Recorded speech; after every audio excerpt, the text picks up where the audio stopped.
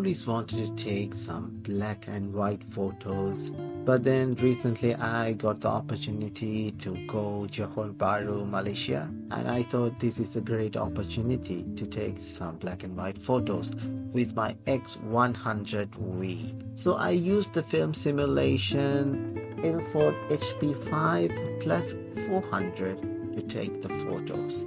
I took the photos during the daytimes as well as some in the night time. So let's dive in the video and check out some photos I took.